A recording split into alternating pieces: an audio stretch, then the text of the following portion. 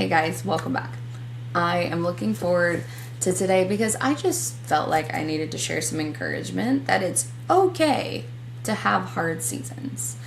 I think sometimes we expect too much of ourselves, or sometimes we expect too little of ourselves, and that can swing us to opposite ends of the pendulum. And it's really not truly surrendering ourselves to the Lord in the season, in the moment we're in. It's us trying to reach for comfort. And that is not the goal of the Christian life, and that is not how we will impact the people around us. It is by being living testaments to what God is asking us to do in the moment.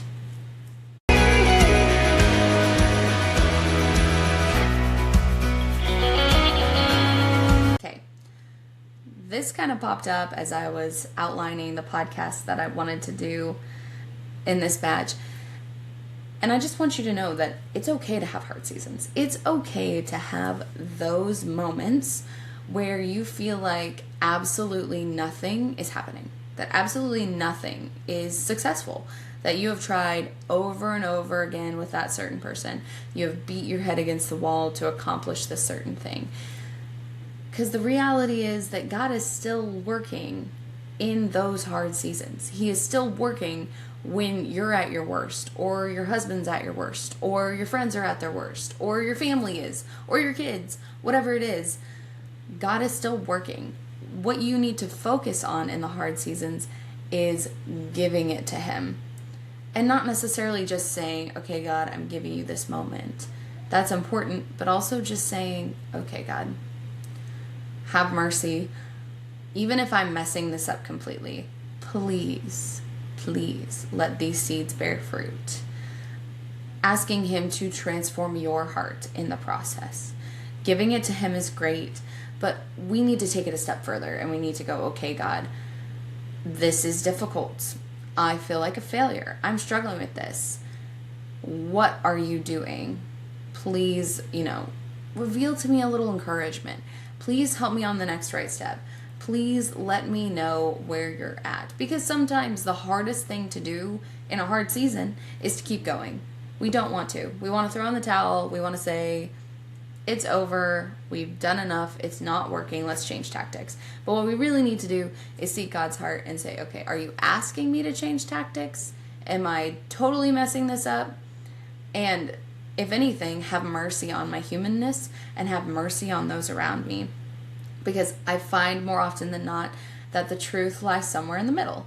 In the middle, we find that we're probably not doing our best and others are probably not doing their best. And that is just normal. It happens. We are human, and it's okay.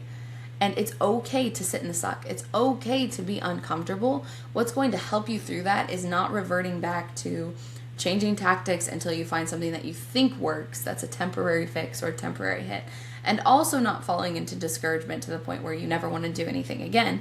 It's sitting in the middle, accepting that it's hard, and to continue to do the next right thing that God calls you to.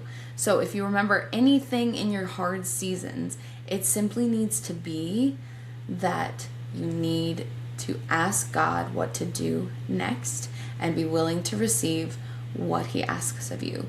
And it very well could be that He's not asking you to do anything.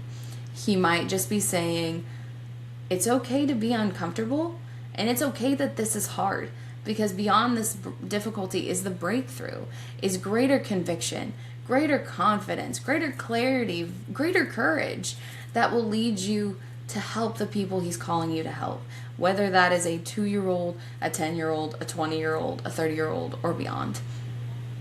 He is asking you to be refined in this season. He is asking you to sit exactly where He has you, because He is working on so many other things around you. I'm always reminded by Him when I take this stuff to prayer that He's working on a lot of other elements that don't involve me but directly influence the situation.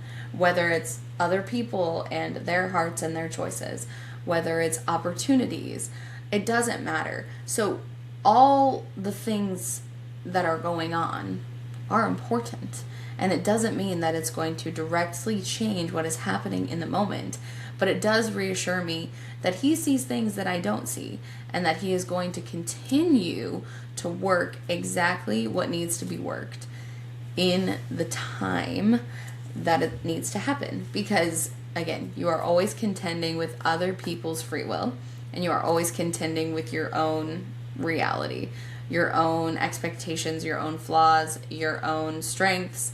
And God has taken every single factor into consideration, and he is still considering those things even when the seasons are hard. So if you feel like you're just whacking your head against a wall, that you're angry and you're frustrated and you can't figure out why things aren't better, what you need to do next is ask God where he's asking you to be, what he's asking you to do, and stay there for as long as he tells you to, until he brings that breakthrough, until he gives you that encouragement, until you get the next right step for what you're doing. Because as you love others and you minister in your sphere of influence and you bring the kingdom into reality, as you bring heaven to earth, as the gospel calls us to, God is going to do it his way, not your way.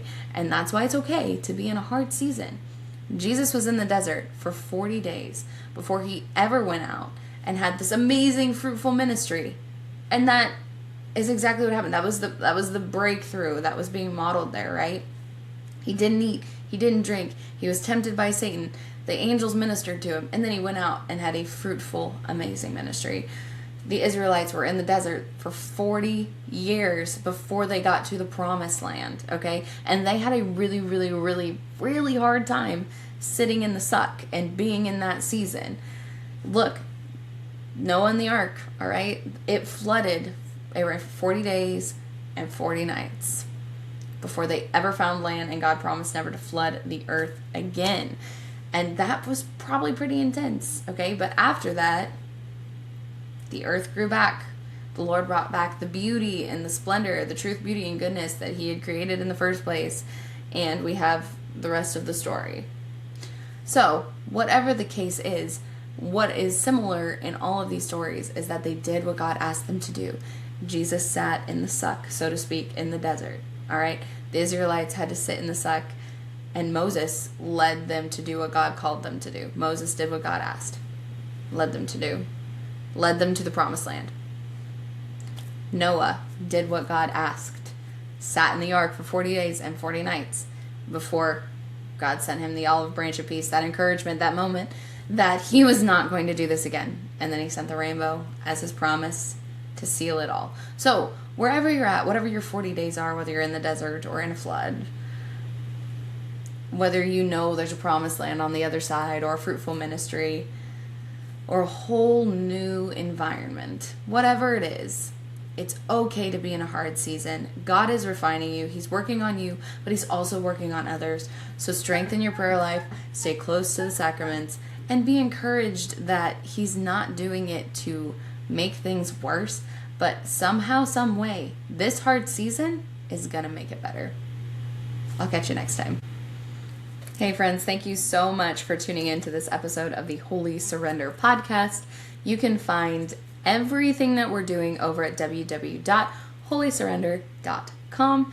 There you'll even find the link to my Substack, where I am sending out a newsletter every Sunday and every other Thursday. Sundays are free, and Thursday always includes a resource of some kind in our resource library, reserved for those of you who subscribe annually for $45 or monthly for $5.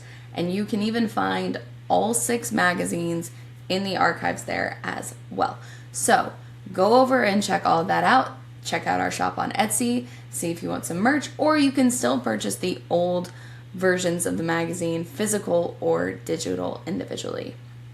Also, this podcast is sponsored by Nap Ministries, who are out evangelizing, helping those in need, helping the homeless, and helping those come back to the church and evangelize their neighborhoods so that we can bring the kingdom to greater glory locally. Go check out what they're doing over at Nap Ministries.